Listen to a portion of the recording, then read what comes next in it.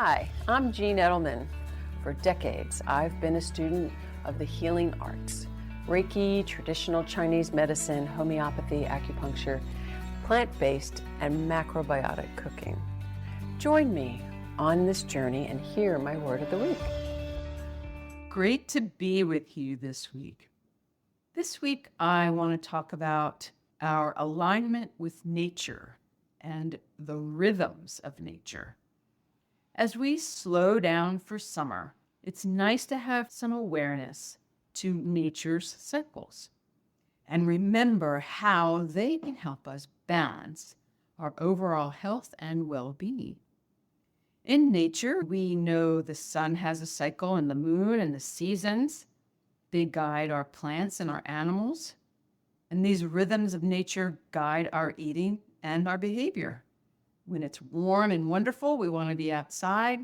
And when it's cold, we want to be inside. Before our technology encased our lives, we followed nature's cycles much more closely.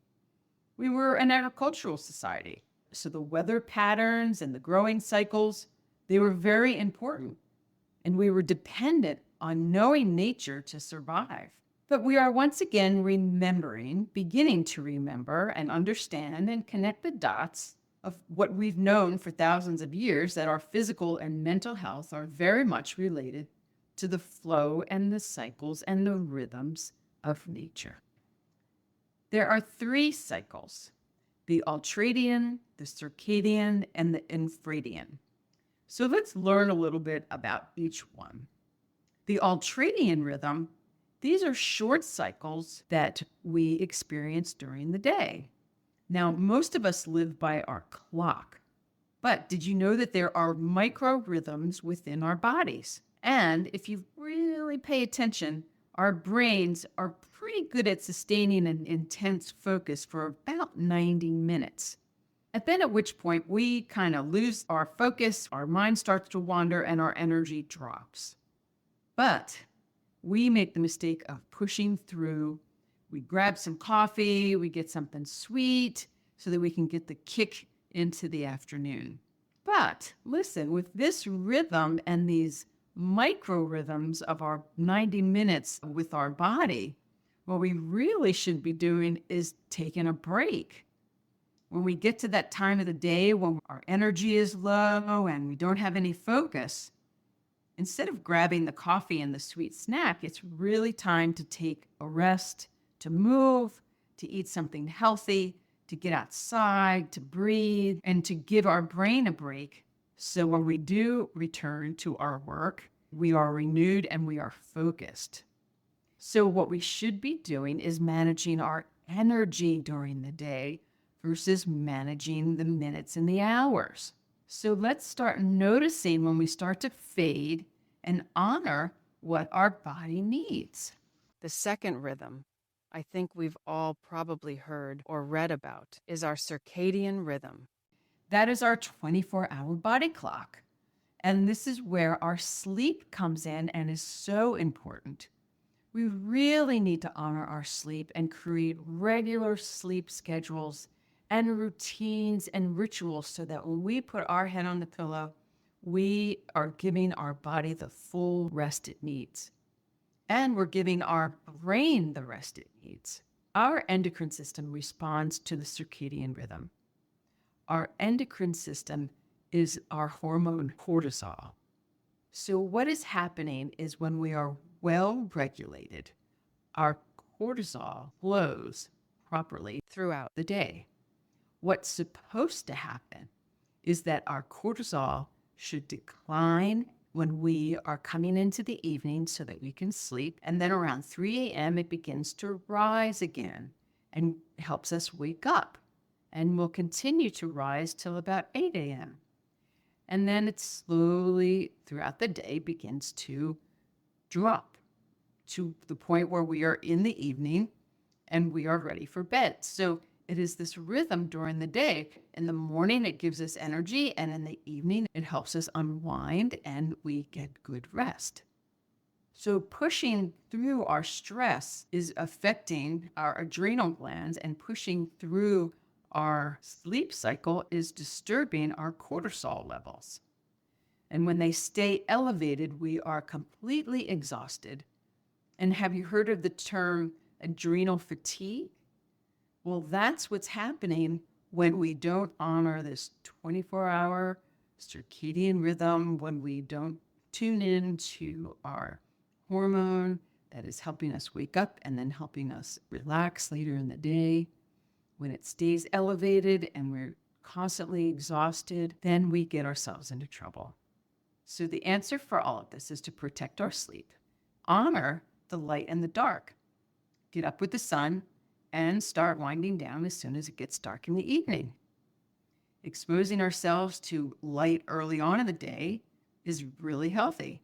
And then when it starts going away in the evening, that's when we should naturally be slowing down. What's affecting this is the artificial light that we live in. That's a huge factor in our increased mental health issues that we're all experiencing because of our light, which is a great gift, but we're staying up later and watching TV, or we're on our phones and our body doesn't like it. So let's tune into our circadian rhythm. And the last rhythm is the Infradian rhythm.